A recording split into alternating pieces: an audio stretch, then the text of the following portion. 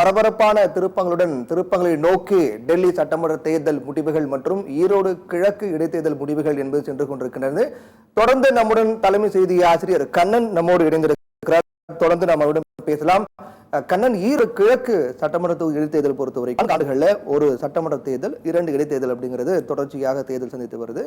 அங்க இருக்கக்கூடிய அந்த நிலை, அரசியல் நிலையை பொறுத்த வரைக்கும் காங்கிரசுக்காக ஒதுக்கப்பட்ட இடமாக இருந்தாலும் கூட இந்த முறை திமுக நாங்களே போட்டியிடுறோம் அப்படிங்கிற ஒரு அடிப்படையில் அவங்க போட்டிட்டு இருக்காங்க.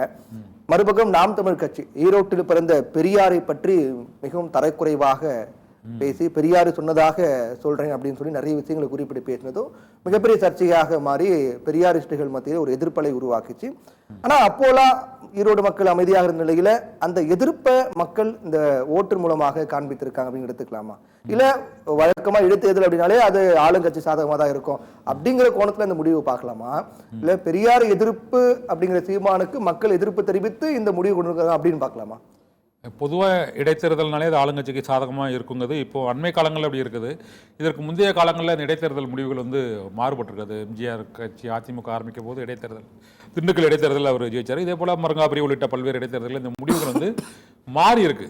இப்போதைக்கு ஈரோடு கிழக்கு தொகுதி கடைசி கட்ட நிலவரப்படி 30,657 வாக்குகள் அங்கு திமுக வேட்பாளர் சந்திரகுமாரும், இங்கே 5,954 வாக்குகள், கிட்டத்தட்ட ஒரு 25,000 வாக்குகள் முன்னிலை பெற்று வி சந்திரகுமார் முன்னிலை வைக்கிறார். இங்கே கேட்டீங்க, அது நாம் தமிழர் கட்சிக்கான எதிர்வினையா என்ற ஒரு கேள்வியை இங்கே கேட்டீங்க. ஏன்னா நாம் தமிழர் கட்சியை பொறுத்தவரை அவர் இந்த தேர்தலை பொறுத்தவரை ஒரு 2 நெருக்கடியை சந்திச்சார்.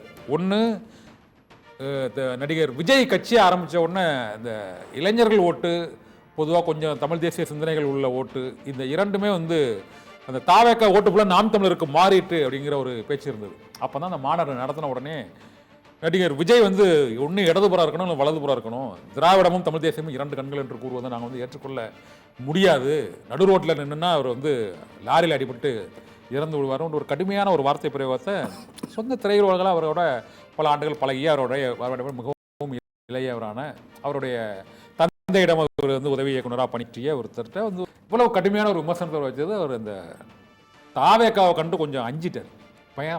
பயம் ஒரு அச்சம் ஏற்பட்டது.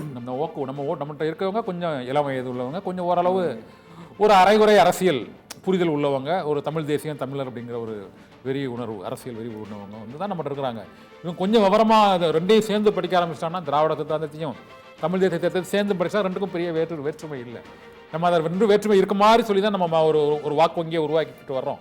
ஏன்னா அது கடந்த தலைமுறைகள் உள்ளவங்களுக்கு அதனோட புரிதல் தெரியும். இந்த புதிய தலைமுறைகள் இப்போ புதுசாக பல ஆண்டுகளாக அரசியலத்தில் இருக்கிறோம், இன்னும் ஒரு சட்டமன்ற உறுப்பினர் நமக்கு இல்லை அப்படிங்கிற விரக்தியிலும் கூட இளைஞர்கள் பல பேர் தாவேக்காவுக்கு மாறலாம் அப்படிங்கிற ஒரு அச்சம் சீமானுக்கு இருக்கு. உண்மைதான். அந்த அச்சம் ஏற்பட்ட உடனே அந்த சூழ்நிலையில தான் ஈரோடு கிழக்கு தொகுதி இடைத்தேர்தல் வருது.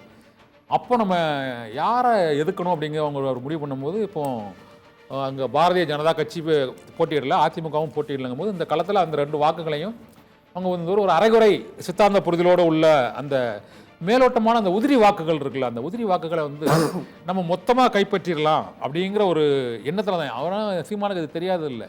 சீமானோட தொடக்க காலம் அந்த பெரியார் குறித்த விமர்சனம், அதை தமிழ் மொழியை காட்டு முராண்டி மொழி என்று சொன்னவர், திருக்குறளை அவர் இழிவாக பேசியிருக்கிறாரு. இது எந்த கான்டாக்ஸ்டில் அவர் பேசினார், அதுவும் அந்த 50களில் அவர் எப்போ யார்கிட்ட இப்படி பேசினார் அப்படிங்கிறது இல்லாமல் மொட்டையாக அப்படி சொன்னாங்க. இது சொல்லும் போது அது ஏற்கனவே இந்த வாட்ஸ்அப் யூனிவர்சிட்டியில் அதெல்லாம் பெரியார் பற்றி வலதுசாரி சித்தாந்தங்கள் உள்ள அந்த விமர்சகர்கள் மற்றும் அந்த ஆதரவாளர்கள்ட்ட இது போன்ற பேச்சுக்கள் மற்றும் இந்த யூடியூபர்கள் நிறைய அது மாதிரி போட்டுட்ருக்காங்க.